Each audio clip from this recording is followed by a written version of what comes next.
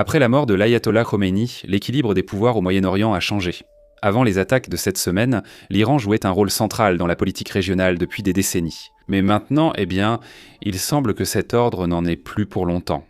Même si le régime survit d'une manière ou d'une autre à cette guerre intacte, la riposte massive qu'il a déclenchée contre ses voisins signifie qu'il restera isolé dans un avenir proche. En tenant compte de cela, l'Iran a déjà bombardé, entre autres cibles, environ 1/5 de l'approvisionnement mondial en gaz naturel liquéfié, au Qatar ainsi que la plus grande raffinerie d'Arabie Saoudite, et dans des villes où les Émirats arabes unis offrent un refuge aux étrangers aisés. Dans toute la région, on pense que la République islamique a franchi toutes les lignes rouges. Avec l'influence de l'Iran diminuée et son régime soumis à une pression sans précédent, la carte régionale commence déjà à se redessiner. Voici ce que cela pourrait donner quand les tirs cesseront enfin. Les nouvelles lignes de faille. Bien qu'il ne soit jamais devenu la puissance hégémonique qu'il rêvait d'être, le rôle de Téhéran au Moyen-Orient restait immense. Mais avec le régime désormais sous assistance respiratoire et peut-être au bord de l'effondrement, ses voisins sont sur le point de se précipiter pour occuper cet espace. Dans toute la région MENA, de nouvelles alliances formelles et informelles émergent déjà. La plus grande et probablement la plus importante de celles-ci est l'apparition de deux blocs aux liens distendus qui s'opposent l'un à l'autre. Le premier est dirigé par la Turquie, l'Arabie Saoudite, le Qatar et l'Égypte, tandis que le second est centré sur Israël et ses alliés aux Émirats arabes unis, en Éthiopie et au Maroc. Or, la logique derrière ces nouvelles lignes de division est pour le moins complexe. Nous avons déjà traité ce sujet dans d'autres vidéos, mais aujourd'hui concentrons-nous sur les points clés, en commençant par la Turquie contre Israël. Ankara et Jérusalem ont alterné tension et apaisement ces dernières décennies en raison de l'occupation israélienne persistante de la Palestine. La Turquie a souvent proposé de servir de médiateur dans le conflit et a critiqué les interventions étrangères d'Israël sous Netanyahou. Les relations entre les deux ont logiquement empiré en 2023 après l'invasion de Gaza par Israël. La Turquie vise à devenir un leader régional en s'alignant sur les opinions des sphères d'influence arabes et musulmanes. Ces dernières années, le président Erdogan a adopté une position de confrontation sur Gaza, qualifiant publiquement Israël d'État terroriste. Il a affirmé que le Hamas est un groupe de libération et non terroriste, accusant le gouvernement israélien de commettre un génocide contre les Palestiniens. Israël, de façon surprenante, n'apprécie généralement pas les commentaires de ces personnes. Alors que des réconciliations périodiques ont eu lieu ces 20 dernières années, les deux nations soutenant par exemple l'Azerbaïdjan lors des guerres du Haut-Karabagh, les événements récents suggèrent que leur rivalité s'intensifie, alors que tous deux cherchent à étendre leur influence à travers le Moyen-Orient. Il y a ensuite les Émirats arabes unis, le seul État du Golfe allié à Israël plutôt qu'à ses voisins immédiats.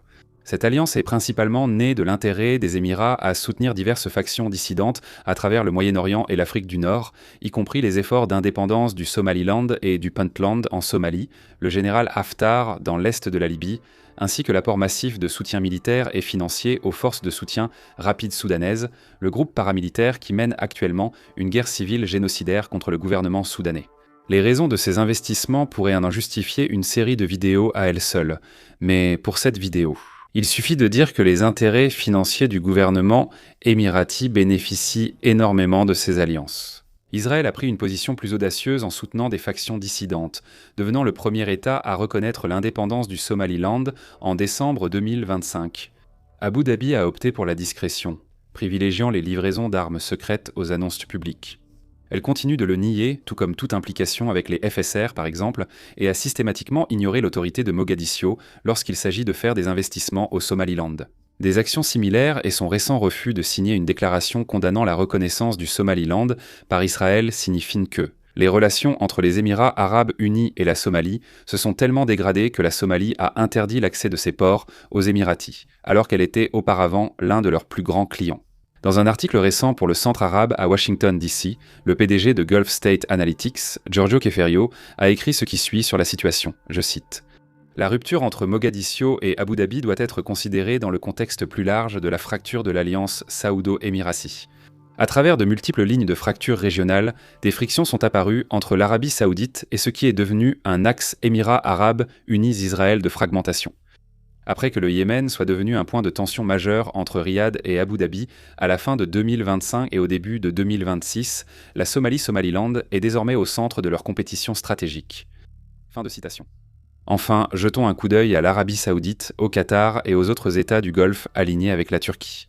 Un facteur majeur de cette alliance de facto a été la frappe aérienne israélienne sur la capitale qatari, Doha, l'automne dernier, qui visait un complexe résidentiel abritant des négociateurs du Hamas et leurs familles. La frappe a tué 6 personnes, dont un responsable qatari, et en a blessé beaucoup d'autres, dont de nombreux civils. Cette violation de la souveraineté du Qatar a suscité la condamnation de l'ONU et a indigné ses voisins, malgré les désaccords passés avec le Qatar. Et souvenez-vous, Doha a été mise sous blocus par ses mêmes voisins entre 2017 et 2021. La plupart de ses voisins du Golfe ont vu cette attaque comme une atteinte à leur souveraineté et une menace pour leur sécurité. À leurs yeux, cette frappe a envoyé le message qu'Israël n'est plus un partenaire prévisible. Pour être clair, aucun des États du Golfe n'est aligné contre Israël par solidarité avec l'Iran. Au contraire, ils en ont tous assez de l'Iran, après tout. L'Iran a bombardé la plupart d'entre eux la semaine dernière, visant des actifs économiques comme des raffineries de pétrole et terrorisant des villes. L'ampleur et l'étendue de ces frappes semblent avoir été calculées bon sang pour que les États du Golfe demandent la paix. Mais du moins au moment où j'écris ces lignes, cela ne s'est pas produit. Au lieu de cela, même s'ils renouent avec de nouvelles alliances et rivalités, l'Arabie Saoudite, le Qatar, les Émirats Arabes Unis, la Turquie et Israël se rallieront désormais tous contre l'Iran, et une riposte énergique n'est pas exclue. Voilà donc les nouvelles alliances qui se formèrent déjà autour de l'Iran et qui vont probablement se renforcer davantage. Alors que la République islamique s'enfonce dans un bourbier de conflits internes et externes, ses États voisins s'inquiètent assurément des répercussions de cette situation. Mais aucun n'était particulièrement lié à Téhéran. Mais qu'en est-il de ces factions qui l'étaient, comme les acteurs non étatiques tels que le Hezbollah, qui dépendent fortement de l'Iran depuis des décennies? Eh bien, avant de parler du Hezbollah et de ce que l'effondrement de l'Iran signifie pour son réseau de proxies, une petite note pour ceux qui souhaitent approfondir des histoires comme celle-ci. Warfront, notre site abonné, propose chaque semaine 2 vidéos exclusives et 2 articles d'experts. C'est ce que je dirais habituellement à ce stade. Depuis la crise iranienne, nous avons accéléré en publiant des articles et vidéos exclusifs pour informer nos abonnés sur la débâcle au Moyen-Orient. Depuis lundi, nous avons publié, entre autres, un article d'experts sur la manière dont les États du Golfe peuvent contrer les drones Shahed iraniens. Une vidéo sur les conséquences du 7 octobre menant à la situation actuelle à Téhéran et un épisode spécial Q&R répondant à toutes vos questions brûlantes. Nous avons aussi interviewé l'ambassadeur iranien. Après tout, pourquoi pas? Vous voyez l'idée?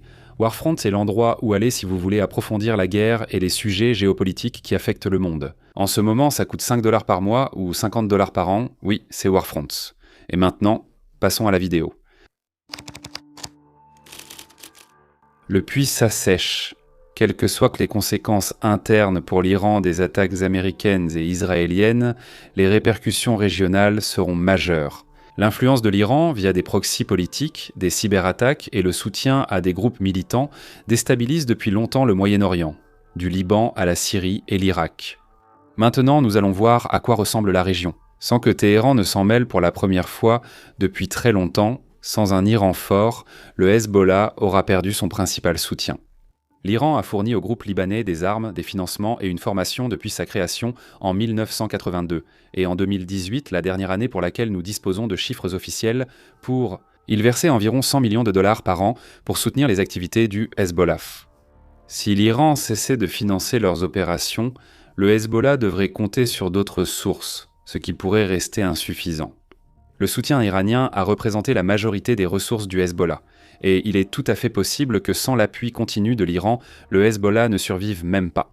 Surtout vu la mission secondaire d'Israël d'éliminer le groupe, l'impact de l'affaiblissement de l'Iran s'étendra bien au-delà du seul Hezbollah. D'autres groupes alliés non étatiques au Moyen-Orient susceptibles d'être touchés incluent le Hamas à Gaza, les Houthis au Yémen et des milices en Irak. Ces groupes pourraient être contraints de chercher de nouveaux soutiens, tenter d'opérer de manière plus indépendante qu'au cours des années précédentes, ou bien ils pourraient simplement se fragmenter en entités plus petites issues de l'organisation d'origine. Si l'instabilité intérieure empêche l'Iran de soutenir ces groupes, la sécurité d'Israël pourrait nettement s'améliorer. L'Iran, préoccupé par des troubles internes et incapable de soutenir ces groupes par procuration, menacerait moins les intérêts israéliens à court et moyen terme. D'un autre côté, il est peu probable qu'un groupe comme les Houthis dise « Eh, nous avons fait de notre mieux », puis fasse ses valises et rentre chez lui si le régime iranien s'effondre. Au lieu de cela, la région pourrait se retrouver à la merci de groupes armés par procuration lourdement équipés qui n'auraient plus personne pour les contrôler. Cela pourrait les rendre moins menaçants, mais cela les rend aussi beaucoup moins prévisibles. Voilà donc les implications régionales plus larges. Mais qu'en est-il de l'Iran lui-même ? Une fois cette guerre terminée, le pays parviendra-t-il à maintenir son establishment religieux radical ou assistera-t-il à une transformation radicale ? Notre pari raté sur Polymarket concernant la date de début de la guerre montre que nous ne sommes pas des devins, ce qui nous déçoit. Juste une petite remarque de ma part. Si cela s'était produit avant le 31 janvier, j'aurais gagné 8 000 $. C'est à quel point j'étais impliqué, avec un mois de retard. Je suis un dégénéré. Il n'est pas trop tôt pour spéculer sur la suite, car les prochaines actions de l'Iran pourraient façonner le Moyen-Orient pour des décennies. Les ombres d'un nouvel Iran ? Mettons tout de suite l'avertissement principal. Il est encore tout à fait possible que le régime clérical se maintienne. La mort de l'ayatollah, sans être un coup significatif, n'a pas dissous les structures du gouvernement iranien et rien n'indique un effondrement proche de son autorité centrale. Un gouvernement provisoire formé des présidents en exercice de l'Iran, du chef du pouvoir judiciaire et d'un membre du Conseil des gardiens assure l'intérim. En attendant que l'Assemblée des experts, composée de 88 membres, se réunisse pour élire un nouveau guide suprême. C'est là qu'intervient Mujtaba Khomeini, le fils de 56 ans du défunt ayatollah. Le jeune Khomeini a rejoint le corps des gardiens de la révolution islamique, le CGRI, pour servir pendant la guerre Iran-Irak, peu après avoir terminé le lycée. Il a ensuite poursuivi ses études et enseigné avec le religieux le plus respecté du pays, à Qom. De nombreuses sources en Iran le voient comme le favori pour succéder au guide suprême. Mais et si tout ne se passait pas comme prévu ? Des responsables israéliens et iraniens ont signalé que le bâtiment de l'Assemblée, où se réunissent les membres pour élire un nouveau guide suprême, a été gravement endommagé. Les informations sont contradictoires sur la présence de victimes, mais Israël envoie un message clair avec cette frappe. Il n'a pas l'intention de permettre la nomination d'un nouvel ayatollah. Alors, avec cela en tête, prenons un moment pour imaginer à quoi l'Iran pourrait ressembler s'il s'éloignait du régime clérical, s'il ne devait pas y avoir de nouvel ayatollah. La première option, sans doute la moins chaotique, serait une transition contrôlée de la théocratie actuelle vers un gouvernement civil. Dans ce scénario, bien que la neutralisation de la direction iranienne crée un vide au sommet, l'État resterait en grande partie intact.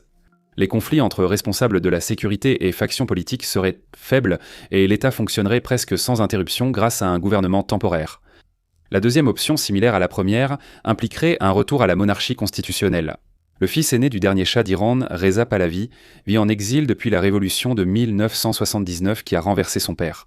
Au cours de ces 47 dernières années, il a constamment plaidé pour que l'Iran évolue vers des idéaux démocratiques, laïques et libéraux depuis son domicile aux États-Unis. Malgré sa grande popularité parmi la diaspora iranienne, il reste incertain dans quelle mesure Pahlavi est réellement soutenu dans son pays d'origine. Beaucoup d'Iraniens rejettent la théocratie des ayatollahs, mais s'opposent aussi à la monarchie. Ce n'est pas sans raison que le Shah a été renversé. C'est simplement un fait sombre de l'histoire que ce qui s'est venu après lui a été bien pire que son régime kleptocratique.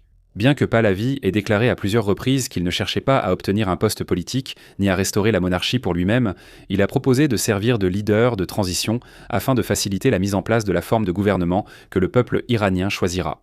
Si le peuple choisit une monarchie constitutionnelle, tel est le raisonnement, ainsi soit-il, même s'il est difficile de garantir la liberté et l'équité du vote. Néanmoins, un Iran dirigé par Pahlavi serait très probablement beaucoup plus aligné sur les intérêts occidentaux qu'un gouvernement dirigé par des civils. Pahlavi a passé la majeure partie de sa vie en Amérique, et même si vivre en Occident ne signifie pas nécessairement qu'on en est amoureux, exemple A, Kim Jong-un a passé de nombreuses années dans un internat suisse d'élite. Un changement de régime imposé par les États-Unis et Israël reste peu probable. Juste pour dire « Non, t'inquiète mec, tu peux simplement recommencer à nous détester ». Bien que tout cela semble être une meilleure alternative à la répression brutale de la théocratie islamique des 50 dernières années, un retour à la monarchie ne serait pas sans inconvénient. Un article publié par le Centre Tisht pour les études kurdes en janvier de cette année note que, je cite, « La monarchie en Iran s'est historiquement appuyée sur une centralisation agressive et une homogénéisation culturelle.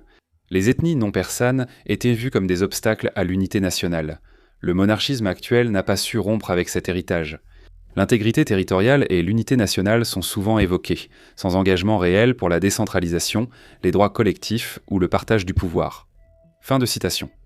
Les monarchistes iraniens se positionnent assez systématiquement contre des factions de la politique iranienne telles que les républicains, les féministes, les gauchistes et les militants ethniques. La perspective ne laisse pas penser que ces groupes auront vraiment de l'autonomie ou de protection sous un nouveau shah. Abordons maintenant un sujet plus sombre, d'accord ? La troisième option, c'est l'effondrement politique menant à un État militaire. La perte de légitimité religieuse et d'autorité cléricale mènerait sans doute à une intervention militaire pour instaurer une junte, tout en appuyant une figure cléricale de façade. La structure de pouvoir pourrait rester largement intacte, mais ce serait l'armée, et non l'établissement islamique, qui contrôlerait les ficelles.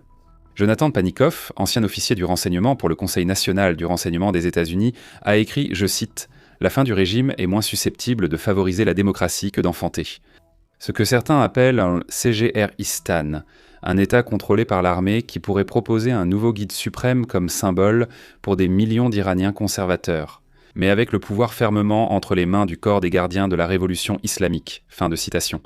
Ce scénario pourrait se dérouler de plusieurs façons. La sélection de Mujtaba Khomeini ne représenterait pas une prise de contrôle totale par le CGRI. Il aurait sans doute bien plus d'autonomie qu'une simple marionnette du corps des gardiens. Mais son alignement étroit avec l'armée renforcerait probablement encore davantage l'ancrage du CGRI dans la structure politique existante du pays. Son ascension, ou celle de tout autre individu soutenu par le CGRI, montrerait que le corps des gardiens de la Révolution et ses alliés radicaux contrôlent toujours le pouvoir. En fait, nous pourrions déjà être en train d'assister au premier pas de ce scénario. Depuis le début des hostilités, le CGRI s'est tellement impliqué en politique qu'il participe désormais à chaque décision majeure du gouvernement iranien. Il reçoit directement des ordres de l'ayatollah, notamment pour réprimer les manifestations, en tant que bras armé des forces de sécurité iraniennes. Ce scénario pourrait indiquer que les manifestations deviennent encore plus meurtrières qu'auparavant. Sous contrôle des gardiens de la Révolution, il serait peu probable que les hauts gradés cherchent à se réconcilier avec Israël ou les États-Unis. Et le peuple iranien serait contraint de continuer à affronter la tempête du mieux qu'il peut. La dernière option était le chaos, une fragmentation incontrôlée de l'ordre établi. Cela durerait jusqu'à ce qu'une conclusion soit trouvée dans quelques mois ou années. L'opposition iranienne est divisée en de nombreuses factions aux objectifs différents. Si l'autorité théocratique disparaissait et que des groupes rivaux des gardiens de la Révolution s'affrontaient, une lutte acharnée éclaterait, car de nombreuses factions, dont monarchistes, républicains, gauchistes et groupes séparatistes issus de minorités ethniques, chercheraient à imposer leur volonté. Pour être clair, ce serait catastrophique pour l'Iranien moyen.